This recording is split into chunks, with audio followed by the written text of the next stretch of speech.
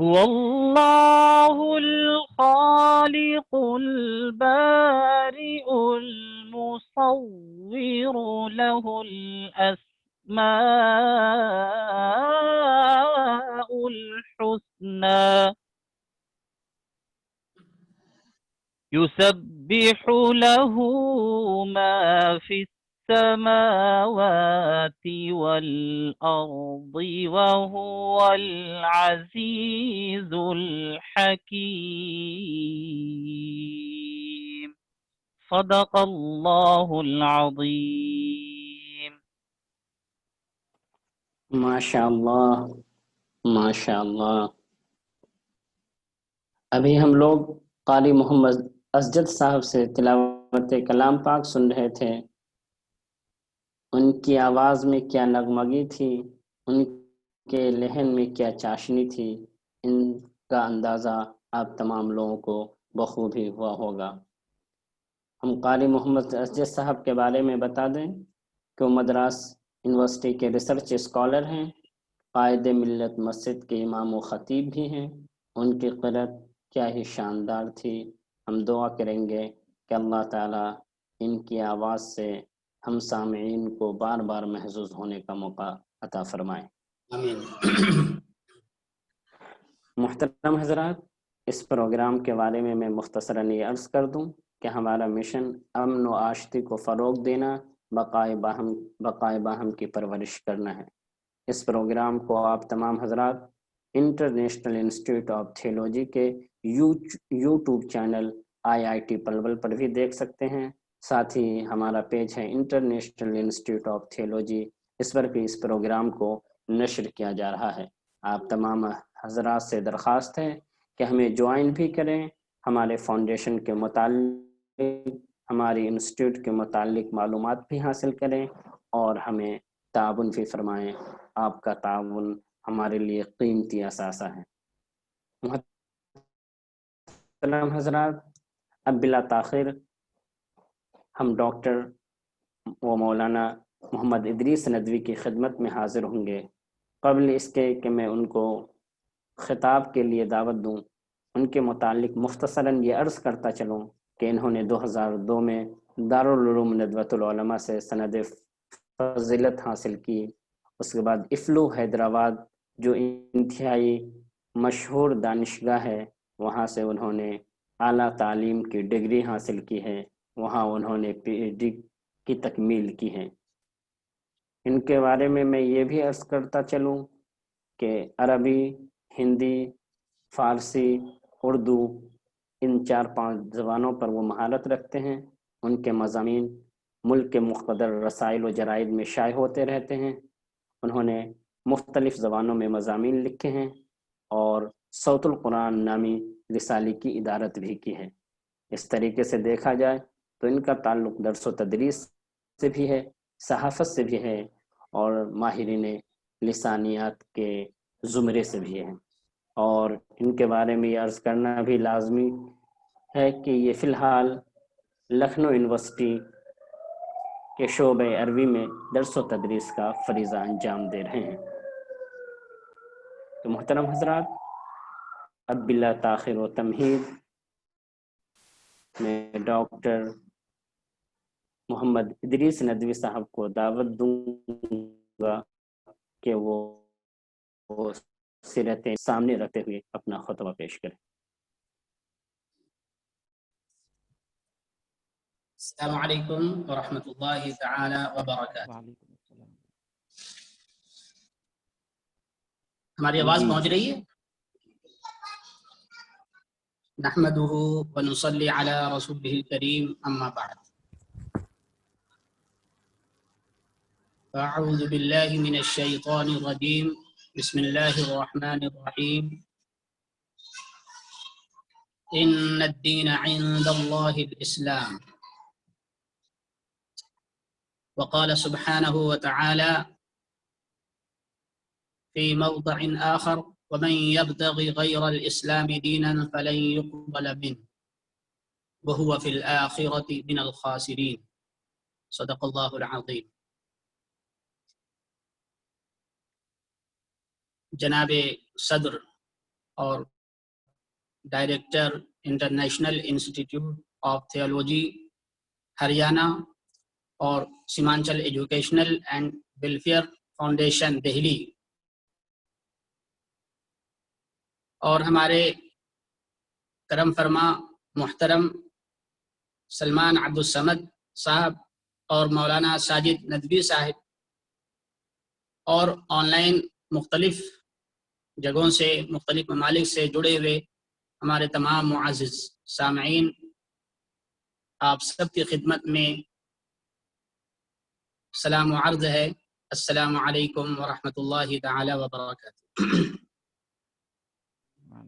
محترم حضرات، اس وقت ہم سب انٹرنیشنل انسٹیٹیوٹ آف تھیولوجی اور Seemanchal educational and welfare foundation Delhi کے زیر اہتمام یہ آن لائن امن و سلامتی کا پیغام سیرت نبوی کی روشنی میں منعقد ہو رہا ہے۔ اس کے تلے ہم سب جمع ہیں۔ اس سے پہلے کہ کچھ باتیں عرض کی جائیں، سب سے پہلے میں اللہ کا شکر ادا کرتا ہوں کہ اس عظیم فاؤنڈیشن کے زیر اہتمام اتنے عظیم موضوع پر گفتگو کی سعادت مل رہی ہے، اس میں کوئی شک نہیں۔ این سعادت بزور بازو نیست، این سعادت بزور بازو نیست، تان بخشت خدای بخشندہ۔ اللہم صلی وسلم وبارک علی سیدنا و نبینا محمد وبارک وسلم۔ محترم سامعین، میں آپ حضرات کے سامنے مختصر وقت میں کچھ تمہیدی باتیں، پھر اصل موضوع، اور پھر اس کا نچوڑ اور خلاصہ بحث یا خلاصہ محاضرہ میں آپ حضرات کی خدمت میں پیش کروں گا۔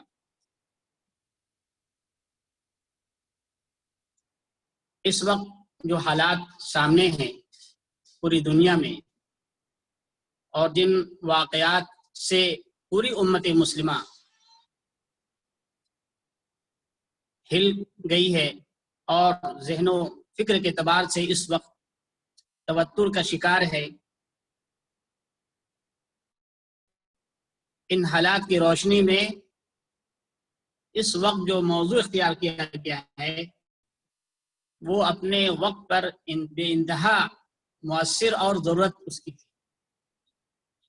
بلکہ اس وقت خاص طور سے میں اس پلیٹ فارم سے دعوت دوں گا کہ جتنے بھی ہمارے آن لائن سامعین ہیں وہ اور ہم سب مل کر کے اس بات کی کوشش کریں کہ حضور پاک علیہ الصلوۃ والسلام کی سیرت پاک کو پوری دنیا میں عام کرنے کی کوشش کریں۔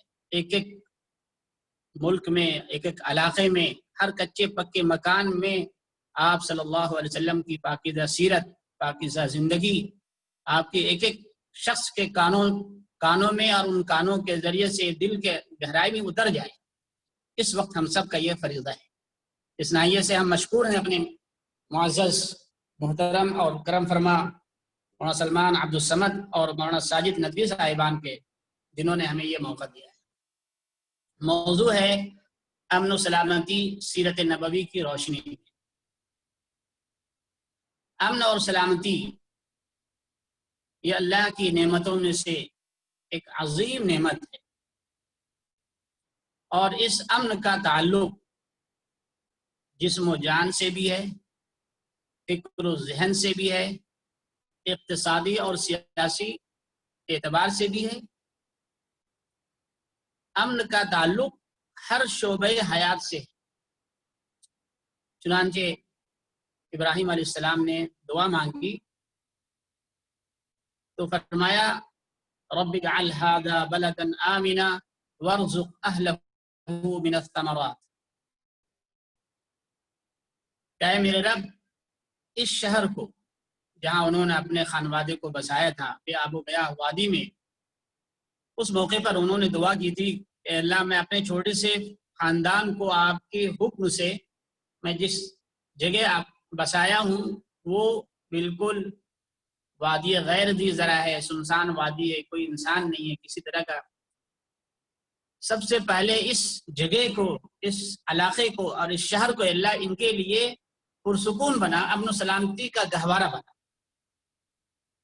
اور پھر اس کے بعد یہ دعا کی وَارْزُقْ أَهْلَهُ مِنَ الثَّمَرَاتِ، اور پھر اس کے بعد کہا ہے اللہ پھر ان کے کھانے کا بھی بہترین نظر۔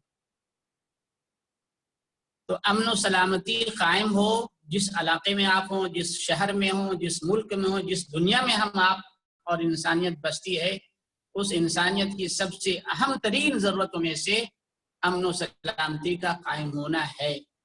یہ اس کی بنیادی ضرورتوں میں سے۔ اسی بنیادی نعمت کی طرف توجہ دلاتے ہوئے اللہ تعالیٰ نے قریش مکہ کو خطاب کیا اور ان پر احسان جتایا کہ نبوت سے پہلے، آپ صلی اللہ علیہ وسلم سے پہلے پورے عرب میں بلکہ پوری دنیا میں آپ سب کی نظر میں تاریخ ہے کہ لوٹ کھسوٹ، غارت گری، نہ عزت محفوظ، نہ مال محفوظ، نہ جان محفوظ،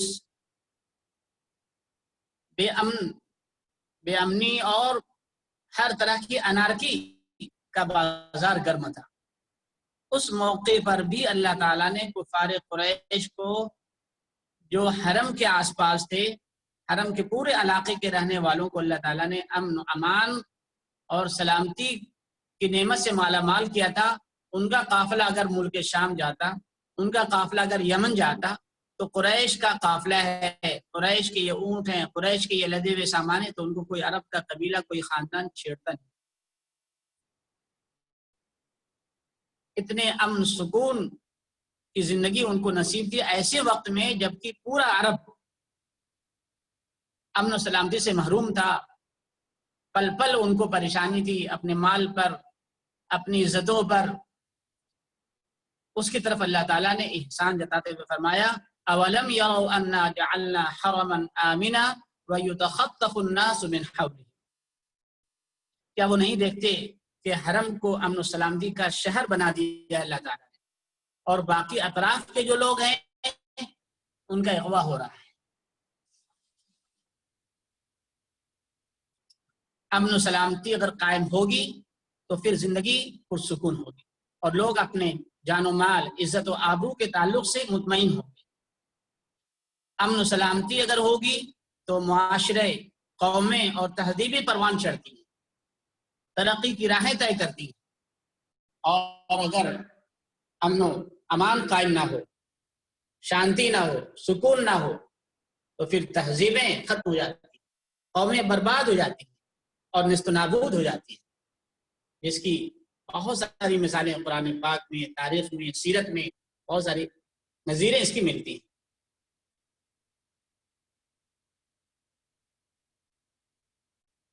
لہذا امن و سلامتی انسان کی بنیادی ضرورتوں میں سے ایک ضرورت ہے۔ اسلام نے سب سے زیادہ زور جس پر دیا ہے وہ ہے امن و سلامتی کا قیام۔ چنانچہ مذہبی اسلام، قرآن پاک جب نازل ہوا آپ صلی اللہ علیہ وسلم پر اور شریعت آئی تو اس شریعت محمدی کا نام اللہ تعالیٰ نے اسلام رکھا ہے۔ لفظ اسلام صرف امن، سلامتی کے معنی میں آتا ہے۔ فرمایا اللہ تعالیٰ نے ان الدین عند اللہ الاسلام، دین اللہ کے نزدیک وہی ہے جس کے اندر امن و امان ہے، سلامتی ہے۔ جو دین ہم نے محمد صلی اللہ علیہ وسلم پر نازل کیا ہے اس دین کا پورا مجموعہ امن و سلامتی کا دائیں، اور مسلمانوں کا شعار بھی اللہ تعالیٰ نے سلامتی کو رکھا ہے۔ چنانچہ حضور پاک علیہ الصلوۃ والسلام کی زبان مبارک سے یہ الفاظ آئے ہیں افشوا السلام بینکم، کہ آپس میں سلام کو رواج دو، امن و سلامتی کو عام کرو، سلام اور سلامتی کے ماحول کو فروغ دو۔ اسی کی وضاحت آپ صلی اللہ علیہ وسلم نے دوسری حدیث پاک میں فرمایا کہ وہ مسلمان نہیں جس کی زبان سے اور ہاتھ سے دوسرا مسلمان محفوظ نہ ہو، وہ خطرہ محسوس کرے۔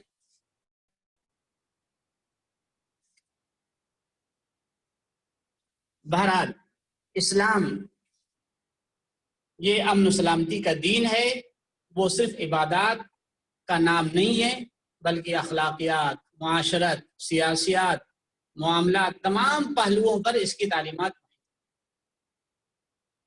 آج عالمی تناظر میں جو موضوع ہے امن و سلامتی سیرت نبوی کی روشنی میں، اس موضوع پر اگر آپ صرف قرآن کا مطالعہ کریں تو قرآن پاک میں امن و سلامتی کے لیے جو لفظ استعمال ہوا ہے، کہیں سلم کا لفظ استعمال ہوا ہے، کہیں سلام کا استعمال لفظ ہوا ہے، کہیں پر اسلمہ کا لفظ استعمال ہوا ہے، تقریباً 140 بار لفظ سلام مادہ جو سلام سین لام میم جس کے معنی سلامتی کے، امن و آشتی کے، وہ تقریباً 140 بار قرآن پاک میں آئے۔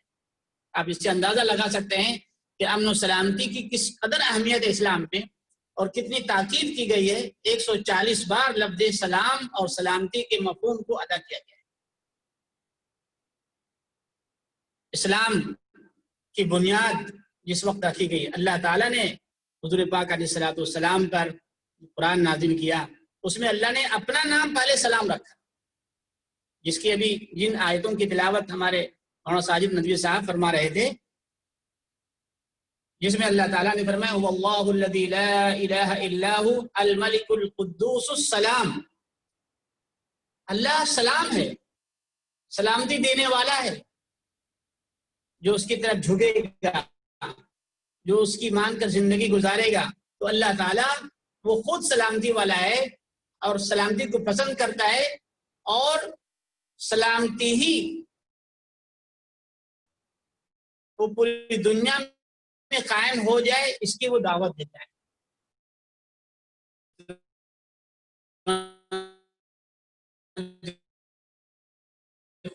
ایک جگہ اللہ تعالیٰ اللہ یعنی جنت امن و امان کا، کہ وہ جگہ امن و امان کی ہے، نہ وہاں جسم و جان کے اعتبار سے کوئی مرض لاحق ہوگا، نہ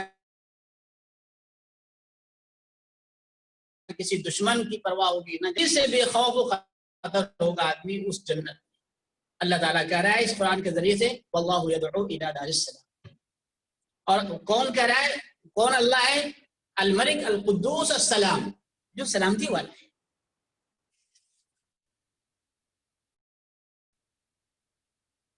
اور جس نے اپنے اس سلامتی کے پیغام کو پوری دنیا میں امن و امان کو قائم کرنے کے لیے بھیجا، جس ذات پاک کو، اس ذات پاک کو اللہ تعالیٰ نے خطاب کیا ہے وما ارسلناک الا رحمۃ للعالمین۔ کہ نبی ہم نے آپ کو رحمت بنا کر بھیجا ہے۔ رحمت، جس کے پاس جائیں، جہاں جائیں، جو آپ سے ملے، جس سے آپ کی ملاقات ہو، جس علاقے میں رہیں، وہاں رحمت چھا جائے، وہاں کسی طرح کا کوئی جھگڑا، کوئی نفاق، کسی طرح کی کوئی دشمنی، کوئی عداوت، کوئی منافرت، کسی طرح کی کوئی کبیرگی کسی کے تعلق سے پیدا نہ ہو۔ آپ سرابر سب کے لیے رحمت، چاہے وہ آپ پر ایمان لانے والے ہوں، چاہے آپ پر ایمان لانے والے ہوں۔ وما ارسلناک الا رحمۃ للعالمین، سارے عالمین کا لفظ استعمال کیا ہے، صرف للمسلمین نہیں کہ اللہ تعالیٰ۔ آپ رحمت والے ہیں، آپ رحمت لے کر کے آئیں۔ جہاں رحمت ہوگی وہاں امن و سلامتی ہوگی، وہاں چین ہوگا، وہاں سکون ہوگا، ہر طرح کی راحت ہوگی۔ اور اللہ نے آپ کو رحمت بنا کر بھیجا، اور رحمت کی جگہ کی داعی بنا کر بھیجا۔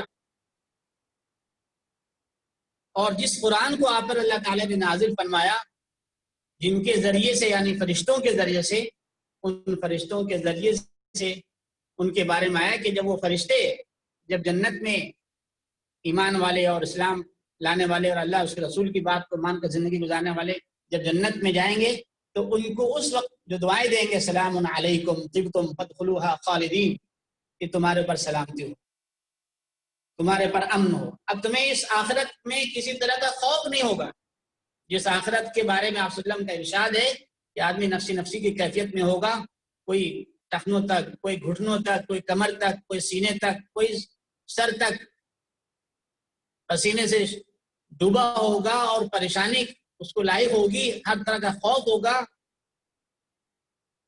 اس وقت جو لوگ اس دنیا میں امن سلامتی قائم کرنے والے ہوں گے اور امن سلامتی کے ساتھ زندگی گزارے ہوں گے اور دوسروں کو امن سلامتی کی فکر کر رہے ہوں گے، اس وقت اللہ تعالیٰ فرشتوں کے ذریعے سے ان کو دعائیں دے گا، سلام علیکم، آج بھی تمہارے اوپر سلامتی اور امن۔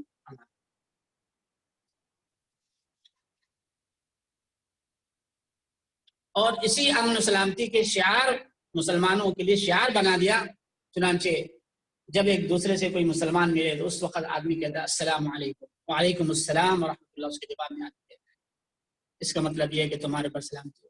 یعنی ایک مسلمان، اس کا مذہب سلامتی کا مذہب، ان الدین عند اللہ الاسلام، اور اس مذہب کو نازل کرنے والا اللہ کی ذات، وہ الملک القدوس السلام، وہ سلامتی والا، سلامتی اور امن و آشتی قائم کرنے والا، امن و آشتی کو پسند کرنے والا، اور جس کے ذریعے سے اس مذہب کی اور اس اسلام کی دعوت دی جا رہی ہے وہ نبی کی ذات، وما ارسلناک الا رحمۃ للعالمین، وہ رحمت سراپا ہے. اور کس کی طرف دعوت دی جا رہی؟ دار السلام کی طرف، جنت کی طرف، وہ سلامتی، امن و امان کی جگہ. سبحان اللہ. آج پوری دنیا اس وقت کس قدر ان آیات کی روشنی میں اگر آپ غور کریں تو کس قدر ظالم ہے اس وقت دنیا، کہ آج اسی کو سب سے زیادہ امن مخالف اسی قوم کو کہا جاتا ہے. یہ صرف اس بنیاد پر کہ لوگوں نے ہمیں سمجھا نہیں، اسلام کی تعلیمات کو سمجھا نہیں، قرآن کو سمجھا نہیں، احادیث پاک کو سمجھا نہیں، آپ صلی اللہ علیہ وسلم کی زندگی کو سمجھا نہیں. کاش شاید اس میں ہماری بھی کمزوری ہو سکتی ہے کہ ہم نے اس دعوت کو ان تک نہیں پہنچایا، ہم نے قرآن پاک کو نہیں پہنچایا، ہم نے سیرت نبوی کو گھر گھر تک نہیں پہنچایا، ہم اس کو عملی طور پر برت کر کے اور کر کے ہم نے نہیں پہنچایا. اس میں ایک حد تک ہم بھی اس کے قصوروار ہیں. غیر مسلموں کو جب دعوت دینے کی دعوت دی گئی ہے اور حکم دیا گیا ہے، اس موقع پر بھی پورے امن و امان کے سامنے والا کسی طرح کا تنفر نہ پیدا ہو، تنفر کا، نفرت کا ماحول پیدا نہ ہو. نفرت کے ماحول میں دعوت دینے کا حکم نہیں دیا گیا ہے. پورے پیار کے ساتھ، پورے امن کے ساتھ، پورے امان کے ساتھ سامنے والے کو محسوس ہو کہ جو آ رہا ہمارے پاس وہ سراپا رحمت ہے اور ایک رحمت کی چیز لے کر آ، وہ امن و سلامتی کی بات کرے گا. چنانچہ اللہ تعالیٰ نے فرمایا ادع الی سبیل ربک بالحکمۃ والموعظۃ الحسنہ. اے نبی، آپ اپنے رب کی طرف لوگوں کو بہت حکمت کے ساتھ، بہترین نصیحت کے ساتھ اپنائیے تو اس کے اندر وہ سامنے والا محسوس کرے کہ جو شخص آ رہا ہے وہ بڑی حکمت والا ہے، بڑا اچھا انسان ہے، وہ صلح کو پسند کرتا ہے، جھگڑے کو نہیں پسند کرتا. چنانچہ اللہ تعالیٰ نے ایک دوسرے موقع پر فرمایا لا تجادلوا اہل الکتاب الا بالذی ہی احسن، کہ اہل کتاب سے بحث و مباحثہ اگر کی نوبت آ جائے، اسلام کو وہ سمجھ نہیں رہے اور سمجھانے کی بات آ جائے، وہ یا اس پر ہٹ دھرمی کریں، ضد پر آ جائیں، اور اس وقت مباحثے کی بات آ جائے تو اس وقت زبان شیریں ہو، نرم انداز ہو، نرم گفتگو ہو. بہتر سے بہتر جو طریقہ ہو سکتا ہے وہ طریقہ اپنایا جائے. یہ کیا ہے؟ وہ امن کے ماحول کو باقی رکھنا ہے، وہ سلامتی کے ماحول کو قائم رکھنا ہے. یہ نہ ہو کہ لاٹھی کا جواب اگر کوئی ظالمانہ رویہ اختیار کرتا ہے. موسیٰ علیہ السلام کی پوری وہ تفصیل موجود ہے قرآن پاک میں کہ موسیٰ علیہ السلام کو اللہ پاک نے جب فرعون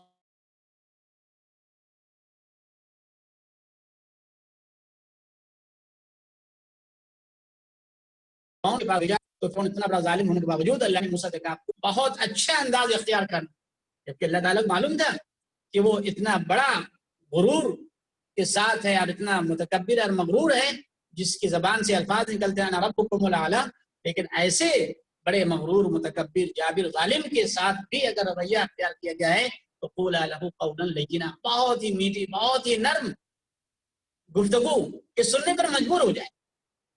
اس وقت جو حالات پیش آئے ہیں ان حالات کے تناظر میں اس کی تفصیل نہیں، اشارہ صرف کر رہا ہوں. ان حالات میں اگر ہماری طرف سے کوئی اگر جواب آئے تو وہ جواب حکمت اور موعظہ حسنہ کے ساتھ، قولا لہ قولا لینا کا آئینہ ہو ہمارا. اس سے بھی زیادہ واضح مثال آپ صلی اللہ علیہ وسلم کی سیرت میں اور آپ کی ذات میں وہ صلح حدیبیہ کا واقعہ ہے.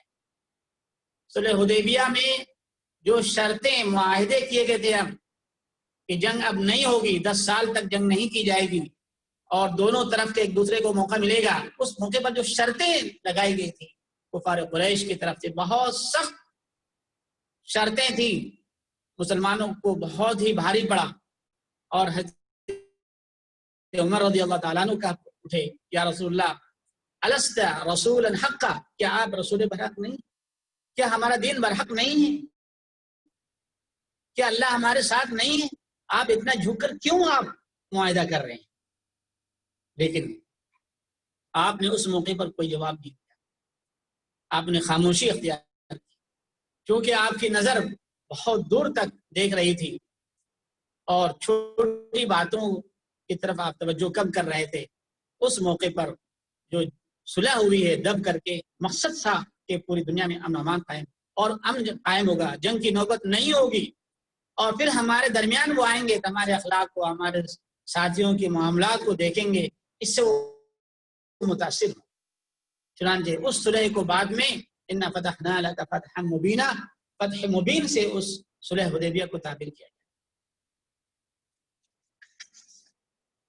جنگ کی حالت میں آپ صلی اللہ علیہ وسلم کی جو نصیحت ہے کہ اگر جنگ کی نوبت آ جائے اور اس موقع پر جب مسلمان فوج، مسلمان لشکر دشمن کے مقابلے پر آمادہ ہو جائے اور سفر ہو رہا ہو، تو اس موقع پر آپ صلی اللہ علیہ وسلم نے جو نصیحت کی ہے امیر لشکر کو، وہ احادیث مبارکہ میں موجود ہے، جس کا خلاصہ یہ ہے کہ آپ نے امیر لشکر کو حکم دیا ہے کہ راستے میں اگر بوڑھے مل جائیں، بچے مل جائیں، تو نہ بچوں کو قتل کیا جائے گا، نہ بوڑھوں کو قتل کیا جائے گا، نہ عورتوں کو قتل کیا جائے گا، نہ ہی کسی جانور کو قتل کیا جائے، نہ ہی کھیت کھلیان برباد کیے جائیں، نہ ہی باغات اجاڑے جائیں، اور نہ ہی وہ لوگ جو اپنے عبادت خانوں میں بیٹھ کر عبادت میں لگے ہوئے ہیں، جیسے پجاری ہیں، پنڈت ہیں، یا اور بھی جو بھی جس طرح کے چرچ میں جو لوگ ہوں، یا یہودیت کے اس میں جو لوگ بھی عبادت کی راہوں میں پڑے ہیں، اور وہ برسرے پیکار نہیں، ایسا برتاؤ نہ ہو جس سے ان کے اوپر امن امان کا خطرہ بن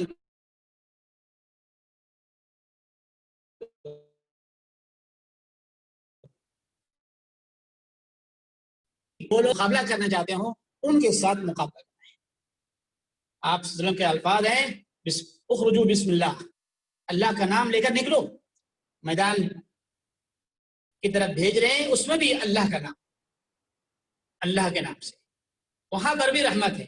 جنگ میں جانا ہے اللہ کے لیے جانا ہے، اللہ کے نام پر نہیں، یہ نہیں کہ اپنا انتقام لینا ہے، کیونکہ جب انتقامی کیفیت ہوتی ہے تو پھر اس وقت امن و امان کا تخت و تاراج پورا برباد کر دیا جاتا ہے، اور کوئی امن نہیں رہتا، پھر فساد ہوتا ہے، پھر آبادیاں صاف ہو جاتی، پھر بچے، بوڑھے، معصوم، ان ساری چیزوں کی تفریق ختم کر کر جنہوں نے ایسے حالات میں بھی امن و امان کو باقی رکھا، سلامتی کو باقی رکھا، بلکہ یہاں تک کہ قرآن پاک میں حکم ہوا ہے کہ اگر جنگ کی حالت میں یا معاہدہ نہیں ہوا ہے، اگر وہ جنگ کی حالت میں بھی صلح چاہتے ہیں تو ان کو امن و امان دے دو، سلام دے دو، وَإِن جَنَحُوا لِلسَّلْمِ فَاجْنَحْ لَهَا وَتَوَكَّلْ عَلَى اللَّهِ۔ اگر یہ آپ سے جنگ سے معاہدہ چاہتے ہیں، سلامتی چاہتے ہیں، امن چاہتے ہیں، جنگ نہیں چاہتے ہیں، معاہدہ کرنا چاہتے ہیں، فَاجْنَحْ لَهَا، تو اس کے لیے آپ جنگ کو ختم کریں۔ اسی طرح سے مسلمانوں اور غیر مسلموں کے درمیان آپ نے کوئی تفریق پیدا نہیں کی، انصاف کا معاملہ کیا ہے۔ چنانچہ ایک حدیث پاک میں آپ صلی اللہ علیہ وسلم نے فرمایا کہ اگر کسی نے غیر مسلم ذمہ کا قتل ناحق کیا، جس کا آپ سے عہد ہو چکا ہے اور وہ آپ کے عہد و پیمان میں ہے، اگر کسی مسلمان نے اس کو قتل کر دیا تو حضور پاک علیہ الصلوۃ والسلام نے فرمایا کہ وہ جنت کی خوشبو نہیں پائے گا، کل قیامت کے دن اس کو جنت کی خوشبو میسر نہیں ہوگی، جبکہ 40 سال کی مسافت کی دوری سے ہی خوشبو آنے لگتی ہے۔ اگر کوئی مستحق جنت ہوگا تو 40 سال کی جو مسافت طے کر کے آدمی جاتا ہے، اتنی دوری سے جنت کی خوشبو کل اس کو آنے لگے گی، اور فرمایا لیکن اگر کوئی ناحق قتل کیا ہے کسی معاہد کا، کسی ذمی کا، تو اس کو 40 سال دور کی جو مسافت ہے وہاں سے بھی جنت کی خوشبو نہیں اس کو ملے گی، چاہے جائے کہ وہ جنت میں داخل۔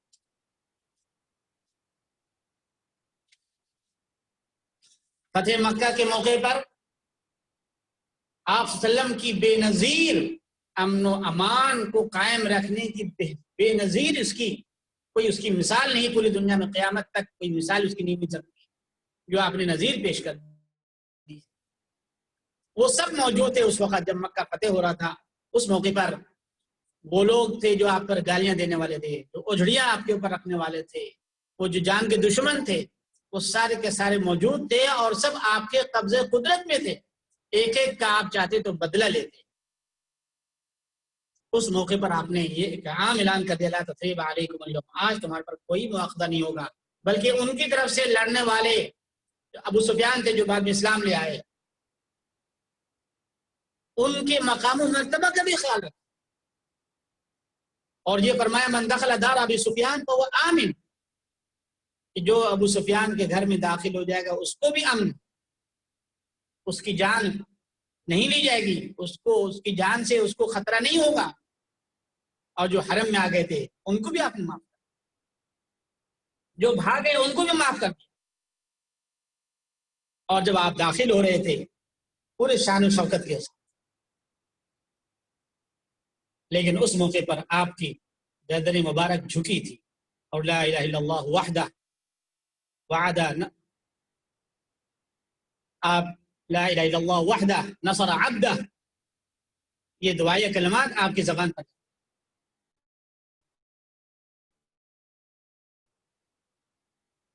اس سے بڑی مثال پوری تاریخ میں نہیں ملتی۔ اور بھی ایسے ہزاروں مواقع آئے ہیں جہاں پہ لوگوں نے، آپ کے دشمنوں نے آپ کے ساتھ پورے ماحول کو خراب کرنے کی کوشش کی کہ امن و سلامتی قائم۔ آپ صلی اللہ علیہ وسلم جب مکے سے ہو گئی، جنہوں نے مسجد ضرار کو بنایا،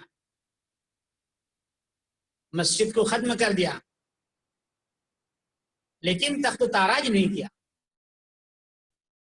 ان یہودیوں اور ان منافقوں کے نام آپ کے معلوم تھے کہ یہ منافق ہیں، اس کے باوجود بھی امن و امان اور سلامتی قائم رکھنے کے لیے آپ نے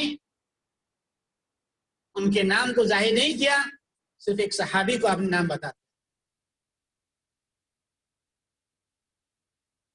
صرف اس لیے کہ ماحول میں امن و امان قائم۔ تو پوری آپ کی زندگی میں اسی امن و امان کے قائم کرنے اور رکھنے اور امن و سلامتی کو پیدا کرنے کی کوشش کا نتیجہ تھا۔ تو صرف 23 سال کے اندر پورا مکہ فتح ہوا، پورا عرب آپ کے زیر نگین ہو گیا، یہ صرف اس بنیاد پر کہ آپ حکمت کے ساتھ، موعظہ حسنہ کے ساتھ امن و امان کو قائم کرنے کی انتھک پوری کوشش کی اور ایک مثالی نمونہ، مثالی معاشرہ اپنے وجود میں لے آیا۔ اور وہ معاشرہ جس سے پہلے نہ ویسا معاشرہ پیدا ہوا اور نہ اس کے بعد ویسا معاشرہ پیدا ہوا۔ یہ آپ صلی اللہ علیہ وسلم کی زندگی کے اور سیرت کے چند نمونے تھے جو میں نے آپ کے سامنے پیش کیے ہیں، جس کا خلاصہ میں آپ کے چند الفاظ میں ذکر کروں کہ نبی علیہ الصلوۃ والسلام نبی رحمت ہیں، امن و سلامتی کے داعی ہیں۔ دین اسلام میں کوئی زبردستی نہیں ہے، لا اکراہ فی الدین، اسلام کے قبول کرنے میں، اسلام کو ماننے میں زبردستی نہیں، اسلام رواداری سکھاتا ہے۔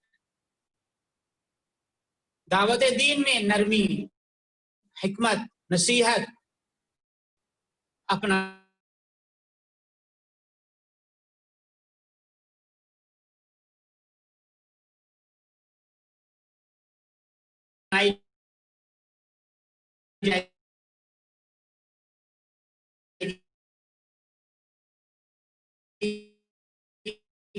تشدد کی راہ اپنانے سے اسلام میں منع کیا، کیونکہ تشدد یہ امن و سلامتی کو ختم کرنے والا ہے۔ امن و موجودہ حالات میں امن، امان، سلامتی، آشتی کیسے قائم ہو، اس کے لیے قرآن پاک میں ہمارے لیے اس کا بہترین نمونہ موجود ہے۔ اس وقت سب سے بڑی مشکل یہ ہے کہ ہم سارے مسائل کا حل ایسی جگہوں سے تلاش کرتے ہیں جو خود وہ حل کے محتاج ہے۔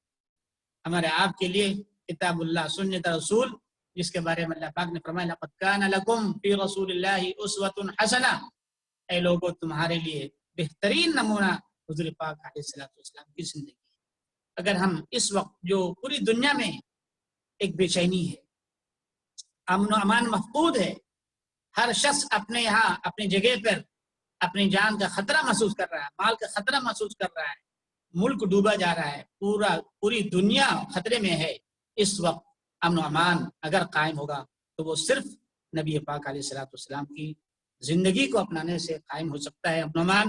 اس کے لیے اللہ تعالیٰ نے فرمایا وعد اللہ الذین آمنوا منکم وعملوا الصالحات لیستخلفنہم فی الارض كما استخلف الذين من قبلهم وليمكنن لهم دينهم الذي ارتضى لهم وليبدلنهم من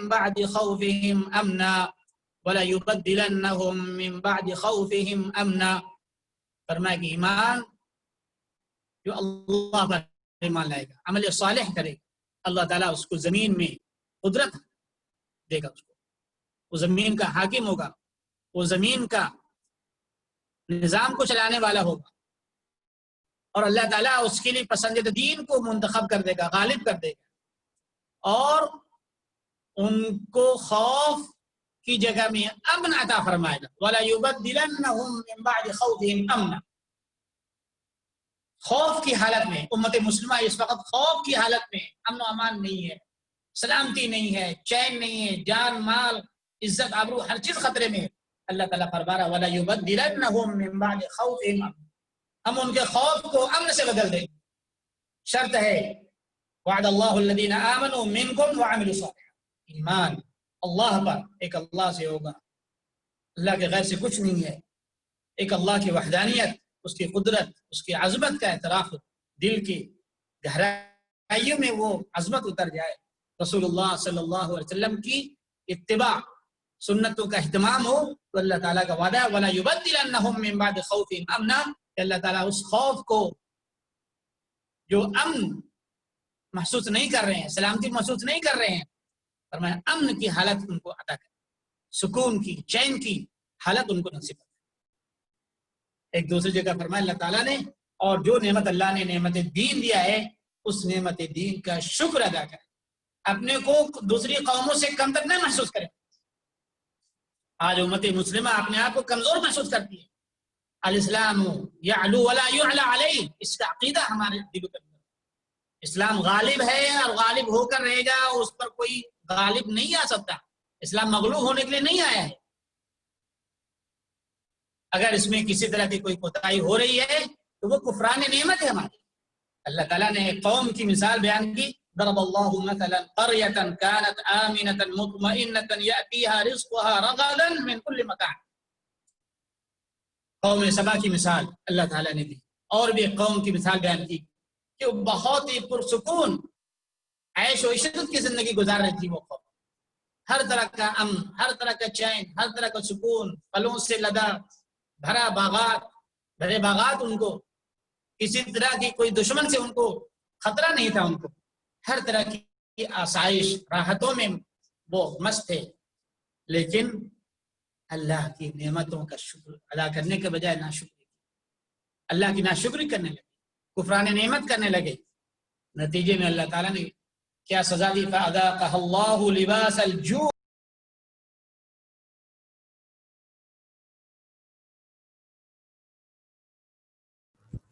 کون آپ کا مائک میوٹ ہو گیا ہے؟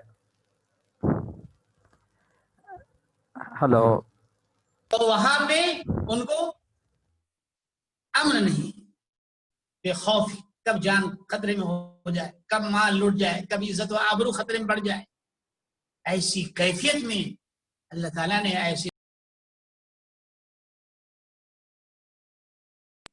موجود ہے، یہ قرآن کی آیتوں سے ہمیں واضح روشنی میں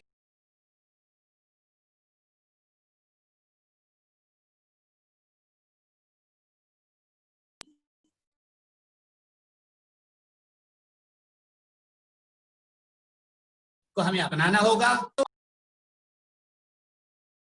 کہ حالات میں، زبان میں، اسلوب میں ہمیں پوری دنیا کی قوموں تک پہنچانا ہوگا۔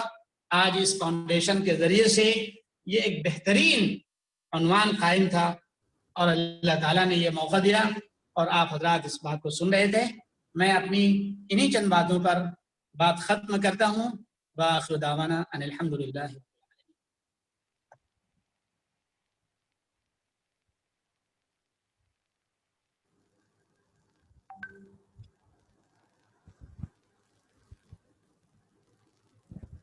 ماشاء اللہ، بہت بہت شکریہ مولانا، آپ نے اہم باتوں کی طرف نشاندہی کی اور سیرت نبوی کی روشنی میں امن کا پیغام کیا ہونا چاہیے اس پر آپ نے ایک پرمغز محاضرہ پیش کیا ہے. اس کے لیے ہم آپ کے بےحد ممنون و مشکور ہے. واقعتاً آپ نے جو پوائنٹس بیان کیے ہیں، خاص طور پر صلح حدیبیہ، پھر اس کے بعد قریش مکہ کو جو امن و سلامتی کے تئیں جو دشواریاں پیش تھی، اور نبی کریم صلی اللہ علیہ وسلم نے کس طرح سے ان کو یہ تعلیمات دیں، ان تمام چیزوں پر آپ نے ایک بہترین خطاب کیا. اس کے لیے ہم آپ کے بےحد ممنون و مشکور ہیں. انشاءاللہ پھر کبھی موقع ملا تو ہم پھر آپ کو دوبارہ زحمت دیں گے. ہم اس فاؤنڈیشن کے ذریعے سے، اب تو یہ چونکہ یہ کرونا کا زمانہ ہے اور اس وقت پوری دنیا پریشان ہے، ہماری خواہش تو یہ ہے کہ کبھی ایسا موقع ملے اور پھر وہ اسٹیج ہو، اور انشاءاللہ ہم باضابطہ اس انٹرنیشنل انسٹیٹیوٹ آف تھیولوجی کے پلیٹ فارم سے ایک بڑا پروگرام کریں گے. اس موقع پر بھی ہم انشاءاللہ آپ کو دعوت زحمت دیں گے. میں اس پروگرام میں شرکت کرنے والے تمام احباب کا دل کی گہرائیوں سے شکریہ ادا کرتا ہوں. تسخیر فاؤنڈیشن کے جنرل سیکریٹری غلام ربانی صاحب ہمارے ساتھ جڑ گئے ہیں، اور مستقل وہ چونکہ تسخیر فاؤنڈیشن کے ماتحت ہی یہ انٹرنیشنل انسٹیٹیوٹ آف تھیولوجی چل رہا ہے، جس کی سرپرستی غلام ربانی صاحب کرتے چلے آ رہے ہیں. الحمدللہ انٹرنیشنل انسٹیٹیوٹ آف تھیولوجی نے اس لاک ڈاؤن کے اندر کئی ایسے پروگرام کیے ہیں جس کے ذریعے سے یہ پیغام دینے کی کوشش کی گئی ہے کہ اللہ اور رسول کا جو پیغام ہے وہ پیغام تمام لوگوں کے لیے خاص ہے، تمام لوگوں کے لیے عام ہے. یہ پیغام کسی ایک فرد یا کسی ایک قوم کے لیے نہیں ہے.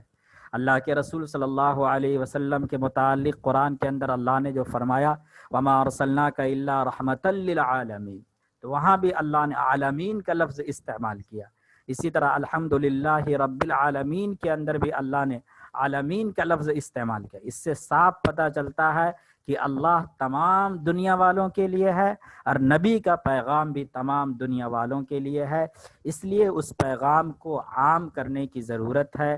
الحمدللہ آج کے اس پروگرام سے یہ پیغام ملا ہے کہ ہم پوری دنیا کے اندر امن و سلامتی کو عام کرنے میں نبی کریم صلی اللہ علیہ وسلم کی سیرت کی روشنی میں جو ہمیں سبق ملتا ہے، ہم اس سبق کو اختیار کریں اور دنیا والوں کو امن کا ایک پیغام دیں اور یہ کہیں کہ اسلام ہی امن و سلامتی کا مذہب ہے.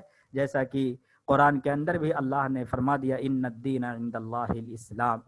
تو امن و سکون اسلام کے اندر ہے اور اسلام کی ہی پیغام کو عام کرنا ہے.